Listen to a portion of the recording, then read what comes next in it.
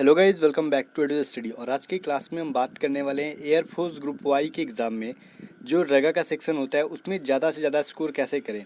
देखो, यहाँ पे निर्भर करता है, कुछ कैंडिडेट्स का रगा बहुत अच्छा होता है, किसी का इंग्लिश बहुत अच्छा होता है। ठीक है, तो किसी एक सेक्शन को बहुत ज़्यादा अच्छा कर लो और किसी को एक को बहुत ज़्यादा वीक कर लो तो अच्छी बात नहीं है। वाई ग्रुप हो या फिर एक्स ग्रुप हो, मतलब कोई भी एग्ज़ाम हम बात करें तो मेनली हम तो वाई ग्रुप के बारे में बात करें। लेकिन मान लो, सोचो, यहाँ पे मैं आपको बहुत हकीकत वाली चीज़ बता रहा हूँ। कोई भी एग्ज़ाम हो, जब तक सारे सेक्शन हमारे अच्छे ना हो, एग्ज़ाम को क्वालिफाई करना तो आसान हो सकता है बट मेरिट लिस्ट में जाना मुश्किल काम है। ठीक है, क्योंकि एग्ज़ाम क्वालिफाई करना और मेरिट लिस्ट में आपको पता है कि फ़र्क होता है। समटाइम्स कट ऑफ बढ़ भी जाते हैं और कभी कभी नहीं भी बढ़ते हैं। ठीक है, वो डिपेंड कर जाता है आपका जीडी वगैरह पे। तो बट यहाँ पे हम बात करेंगे कि रगा में स्कोर ज़्यादा कैसे करें। ठीक है ना, तो यहाँ पे एक चीज़ समझो, यहाँ पे हकीकत क्या है। अगर आप वाई ग्रुप की एग्ज़ाम की प्रिपरेशन कर रहे हो, सिर्फ वाई की, ठीक है, मान लो मैं यहाँ पे मानता हूँ, एज्यूम कर रहा हूँ कि आप एक्स की नहीं कर रहे हो, ठीक है ना, वाई की कर रहे हो और सिर्फ रगा की कर रहे हो, और रगा में आप बार बार मार खा रहे हो। ठीक है, अगर आपका इंग्लिश वीक है तो इंग्लिश के लिए हम नेक्स्ट वीडियो में बात करेंगे, बट यहाँ पे हम सिर्फ रगा के बारे में बात करेंगे कि रगा में टोटल कितने पार्ट होते हैं। 3 भाग में रगा को बांटा गया है। ठीक है ना, उसके सिलेबस को मैं आपको कुछ याद दिला के और एक एक इंपॉर्टेंट बात बताऊंगा, ध्यान से इसको सुनना। ठीक है, एक भी चीज़ मिस मत करना, बिकॉज बाद में पछताओगे कि ये चीज़ हमें एग्जाम से पहले सुनना चाहिए था। जैसे कि अभी आपको सबसे पहले तो आपको जीके आता है। मैं यहाँ पे क्वेश्चन के नंबर बताता हूँ। 6 से 7 जीके के क्वेश्चन पूछे जाते हैं। कितने? 6 से 7। ठीक है, यहाँ पे दिन दो।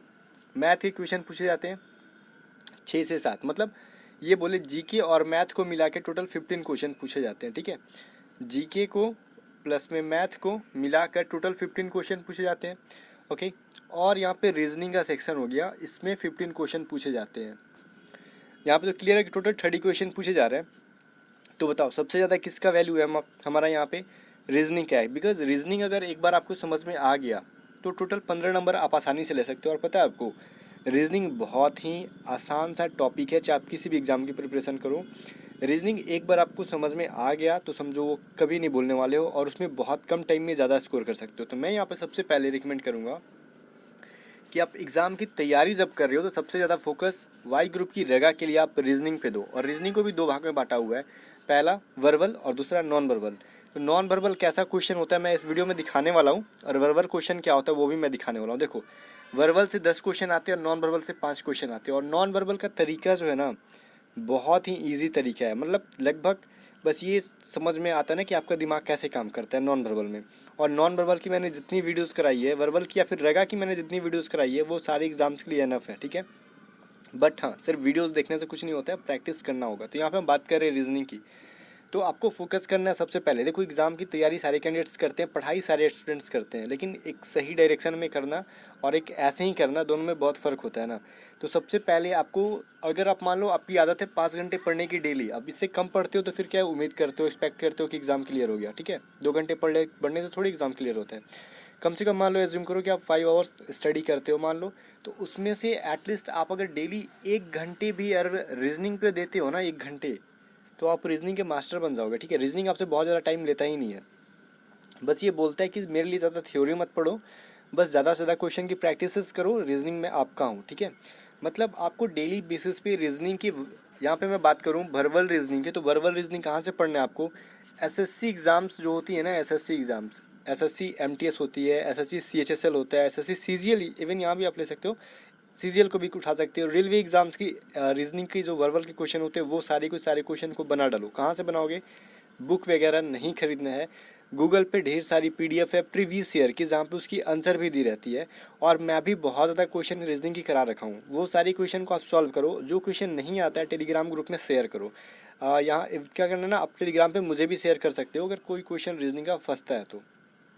मैंने तो अपनी तरफ से आपको बता रहा हूँ। ठीक है, ये रहा आपको वर्बल रीजनिंग बनाने का तरीका। अब रहा हमारा 10 क्वेश्चन तो हो गया हमारा वर्बल का। मतलब आप 10 दिन अगर इतनी काम कर लेते हो ना, आप डेली 1 घंटे वर्बल पे दे देते हो, ठीक है ना, या फिर 45 मिनट्स भी वर्बल पे देते हो, तो आपकी 1 महीने के बाद रीजनिंग हो जाएगा। ठीक है ना, वर्बल रीजनिंग जो होगा आपसे कहीं से छूटेगा नहीं। बहुत ईजी सा कंसेप्ट है। मैं सारे क्वेश्चन इस वीडियो के एंड में दिखाने वाला हूँ कि वर्बल क्वेश्चन किसे कहते हैं, नॉन वर्बल किसे कहते हैं। अब रहा नॉन वर्बल। नॉन वर्बल क्या कहता है? 5 क्वेश्चन आते हैं और मेनली क्लासिफिकेशन से नॉन वर्बल रहते हैं, 5 फिगर वाले। आपको वहाँ पे चूज़ करना होता है कौन डिफरेंट है पांचों में से। ठीक है, तो ये तो बहुत ही ईजी सा होता है, बट डिपेंड करता है हमारे माइंड के ऊपर कि हम कितना ज़्यादा सोच सकते हैं। तो इसके लिए कैसे ठीक होगा, ये भी प्रैक्टिस के ऊपर डिपेंड करता है। इसमें मेनली आपको करना है क्या, नॉन वर्बल के लिए बस एंगल जानना है ना, कि किस ग्राफ में 45 degree, right left, clockwise anti clockwise, जो कि मैंने सारी चीज़ों को पढ़ा रखा है। प्लेलिस्ट में जाओ, रीजनिंग की जो रगा की जो मैंने बहुत सारी प्लेलिस्ट बना रखी है, जाके देखना। और इस मैं आपको डिस्क्रिप्शन में भी लिंक दे दूंगा सारी प्लेलिस्ट की, जो आपकी एग्ज़ाम के लिए रगा के लिए, वो सब मैं 100% गारंटी देता हूँ कि वो पढ़ने के बाद आप किसी भी बुक से, किसी भी बुक, मैं किसी ये फलाना देखा ना, कोई बुक का नाम नहीं ले रहा हूँ कि आप इसी बुक को रिकमेंड करो, नहीं। आपको जो भी फ्री का बुक मिलता है ना, वहाँ से उठा के रीजनिंग लगाओ, ठीक है। वहाँ से पीडीएफ मिलते हैं गूगल से सर्च करके पीडीएफ डाउनलोड करो। ऑनलाइन प्रैक्टिस सेट्स करते हैं, ख़रीद लो, फ्री में मिलते हैं प्रैक्टिस सेट, वो सभी करो। इसके बाद आपको रीजनिंग, मतलब रीजनिंग में बोलता हूँ कि रीजनिंग आपको 15 आउट ऑफ 50 आपको सही कर सकते हो। अगर बहुत ज़्यादा मान लो कभी कभार लक ख़राब हुआ तो 14 रीजनिंग तो आप सही कर सकते हो। रीजनिंग ही रगा का ऐसा पार्ट है जहाँ पे आप कम से कम 14 नंबर ला सकते हो। अगर आपने अच्छे से तैयारी करके गए तो कम से कम 14 से नंबर तो आपको मिल ही जाते हैं। खैर, रीजनिंग के सहारे आप पास हो जाते हो।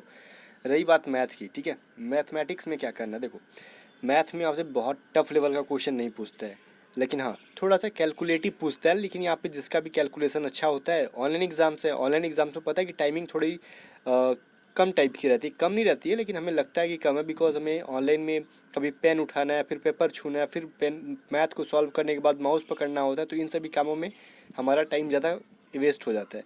तो उसके लिए क्या करना होता है, बेसिक मैथ को क्लियर करो 6 to 10। तो आप बोलोगे इतना कम टाइम में हम 6 to 10 कैसे कंप्लीट करें, कोई ज़रूरत नहीं है। देखो मैं इसके लिए भी आपको राय दे रहा हूँ, ठीक है, मानो तो भी ठीक, ना मानो तो भी ठीक।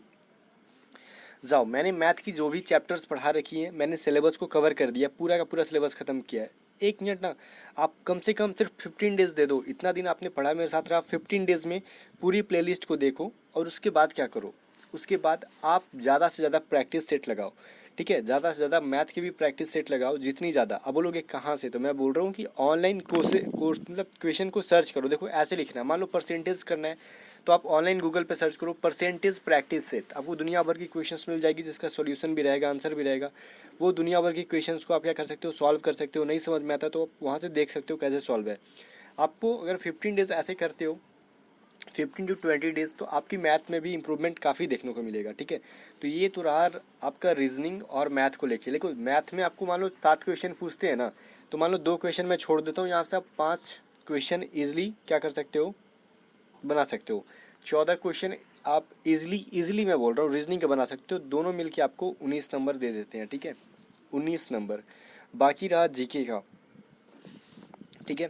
तो जीके की अगर हम बात करें तो जीके के लिए आपको क्या करना होता है, देखो जीके में आपको करंट अफेयर भी पूछता है। तो सबसे पहला मुद्दा क्या उठाते हो ना, सर जीके में करंट अफेयर कितने टाइम्स का पूछेगा। देखो जीके में करंट अफेयर के पीछे जितने कैंडिडेट्स भागते हैं, अपना समझो कि टाइम वेस्ट करते हैं करंट अफेयर के पीछे बहुत ज़्यादा अगर भागते हो तो।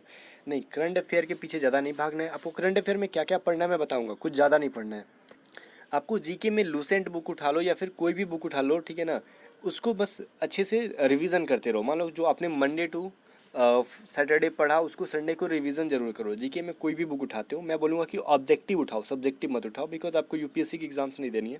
ऑब्जेक्टिव उठाओ, क्यूज़ करो, जितनी फ्रेंड्स के साथ क्यूज़ करो, ठीक है ना, तो आपको जीके में बेनिफिट्स मिलेगा। लेकिन मैं बोलूँगा करंट अफेयर पे ज़्यादा फोकस मत करो। आपको करंट अफेयर को मेन टॉपिक पढ़ना है। वो क्या पढ़ना है, देखो इस बार आपको इस वाले एग्जाम में कहाँ तक पढ़ लेना, जो 2020 में होने वाला है।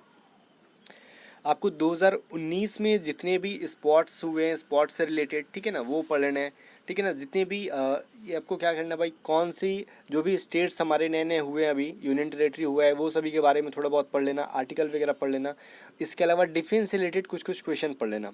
कौन कौन सा, मान लो कि कौन कौन कंट्री के साथ एक्सरसाइज हुआ है, आपसे बहुत ज़्यादा नहीं पूछेगा। अवार्ड वगैरह पढ़ लेना। अब ऐसा नहीं है कि हमें डेली टू डेली जो है ना, डेली का हम पढ़ते जाएंगे पूरे 2019 का, पूरा 2020 का, वो वेस्ट ऑफ टाइम है। आपसे 6 से 7 क्वेश्चन ही पूरा जीके का ओवरऑल पूछता है। मान लो 7 तो बहुत कम, 6 क्वेश्चन पूछता है, जिसमें से करंट अफेयर एक रहता है या फिर मुश्किल से 2 कर देगा, लेकिन एक ही ज़्यादातर देता है। एक नंबर के लिए एक क्वेश्चन के लिए हम उस पर 4 घंटे दें, सबसे बड़ी मूर्खता है, ठीक है। आपको बस थोड़ा थोड़ा टॉपिक वाइज पढ़ना है। कभी हमने आज पढ़ लिया मान लो कोई स्पोर्ट्स से related current affair, next day हमने कोई अवार्ड से प्राइज से पढ़ लिया, उसके नेक्स्ट डे हमने कुछ और पढ़ लिया, उसके नेक्स्ट डे कोई और टॉपिक उठा लिया, जो भी करंट अफेयर का टॉपिक है। अब हमें daily to daily monthly yearly ये सब नहीं पढ़ना है, ठीक है। चलो करंट अफेयर के पीछे ज़्यादा मत दो। अब हमें जीके में पढ़ना है, हिस्ट्री में भी आपको पूरा नहीं पूछता है। ये जो ना आपका एंशियंट हिस्ट्री से क्वेश्चन बस एक दो डाल देता है। आपको देखो पॉलिटी से क्या क्वेश्चन पूछता है, ये आपको जो है ना ये पूछ लेता है कि प्राइम मिनिस्टर, मान लो किसी बोलते हैं ना कि किसी भी उम्मीदवार के लिए, जैसे मैं बोलता हूँ कि मान लो हाई कोर्ट का जज बनना है तो उसका मैक्सिमम एज, या फिर उनका रिटायरमेंट का एज क्या होता है, पीएम बनना है तो उसका एज क्या होता है। बाकी आपसे इंडियन कॉन्स्टिट्यूशन संविधान से पूछ देता है कि कौन सी चीज़ें किस कंट्री से ली गई है, यही सब चीज़ को रिपीट करता है और कुछ भी नहीं करता है। तो मैं यहाँ पे फाइनली बोलूँ कि जीके पे आपको बहुत ज़्यादा फोकस नहीं करना है, आपको इस पर भी सिर्फ 1 घंटे रेगुलर देने हैं, ज़्यादा नहीं, ठीक है। बट रिवीजन ज़्यादा से ज़्यादा करना है, जैसे हमने मंडे टू सैटरडे जो पढ़ा संडे को रिवीजन किया, ठीक है। क्यूज़ कर लो आप लोग। इसके लिए आपको फोकस करनी है तो कहाँ करना है, आपको मैथ पे करना है। मैथ पे टाइम दो, बिकॉज आप मैथ जो पढ़ते हो ना, तो देखो मैं बताता हूँ, मैथ पढ़ने से 2 चीज़ क्लियर होगा आपका। एक तो रीजनिंग यहीं से आपका क्लियर हो जाता है, मैथ जिसका भी अच्छा हो गया, रीजनिंग ऑटोमेटिकली ईजी लगता है उसको, बिकॉज रीजनिंग में जो सोचने समझने का कुछ कुछ वर्बल में कैलकुलेशन होता है, वो मैथ पे ज़्यादा फोकस करने से आपका क्लियर हो जाता है। मतलब अगर आप मैथ पे डेली 2 घंटे कम से कम देते हो तो आपको रीजनिंग पे भी ज़्यादा टाइम देने की ज़रूरत नहीं पड़ेगी। बात समझ में आ गया? तो ये सभी चीज़ें जिसको समझ में आता है उसके लिए रगा बिल्कुल भी ईजी हो जाता है। अदरवाइज़ आप गलत डायरेक्शन में जा रहे हो, सिर्फ जीके पे बहुत ज़्यादा फोकस कर रहे हो, बहुत ज़्यादा दे रहे हो, बहुत ज़्यादा, तो फिर आपका ना तो मैथ अच्छा होगा कभी, ना तो आपका रीजनिंग अच्छा होगा, ठीक है। सो आपको मैं फाइनली बोलना चाहूँगा इस वीडियो को एंड करने से पहले, देखो बहुत ज़्यादा प्रेशर में मत पड़ो, वाई ग्रुप की प्रिपरेशन करो, बिकॉज ये नॉन टेक्निकल एग्जाम है। बहुत ज़्यादा टफ लेवल का क्वेश्चन बिल्कुल नहीं पूछता है, बहुत इजी पूछता है। इसके लिए बिल्कुल भी प्रेशर नहीं लेना है आपको। प्लेलिस्ट में मैंने जितनी भी कवर कराई है, अगर आपको ट्रस्ट है, बिलीव है, तो आप पढ़ो। अदरवाइज़ आप कहीं से भी किसी भी बुक से, अगर आपने ऑलरेडी कहीं कोचिंग कर रखा है तो थ्योरी तो आप जानते होगे मैथ की, तो बहुत ज़्यादा प्रैक्टिस करो, ठीक है ना। सारी जो है ना ये गेम प्रैक्टिस के ऊपर डिपेंड करता है। रोज़ रोज़ नई नई बुक्स पढ़ने से कुछ नहीं होता है, एक ही बुक्स को 3-4 बार पढ़ लो, वो बेटर है, ठीक है। मैथ में और रीजनिंग की नई नई क्वेश्चंस को प्रैक्टिस करो, वो बेटर है, ठीक है ना। अब बात रही कि हम तो रगा में मान लो स्कोर कर गए, तो अब इंग्लिश में क्या करेंगे। सो गाइस, इंग्लिश के भी कुछ इंपॉर्टेंट से टॉपिक्स हैं जो इस वीडियो में मैं नहीं बताने वाला हूँ, बिकॉज वीडियो बहुत ज़्यादा बड़ा हो जाएगा। इसको मैं कल वाली नेक्स्ट वाली वीडियो में बताऊँगा, ठीक है ना।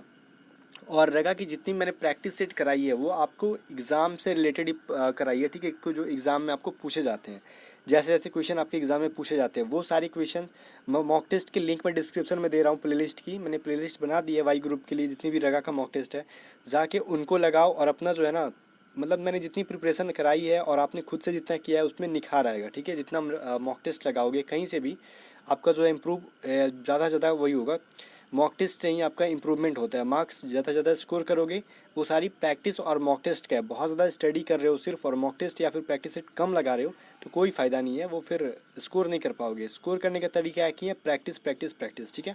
अगर बात समझ में नहीं आई एक बार में तो इस वीडियो को रिपीट करके देख लो, ठीक है। मैंने थोड़ा सा ज़्यादा टाइम लिया लेकिन बहुत कुछ बताया आपको, एक सीधा सा रामबाण बता दिया, ठीक है, जो कि हर कोई इसको रिवील नहीं करता है। सो मुझे उम्मीद है कि आप इस बात को समझ गए होगे। अगर तो 100 में से एटलीस्ट एक कैंडिडेट भी इस चीज़ को फॉलो कर लेता है ना, तो उसकी रगा रगा बन जाएगी, ठीक है। वो कभी भी रगा में फंसेगा नहीं। सो गुड बाय, मिलते हैं नेक्स्ट वीडियो के साथ, तब तक के लिए बेस्ट ऑफ लक।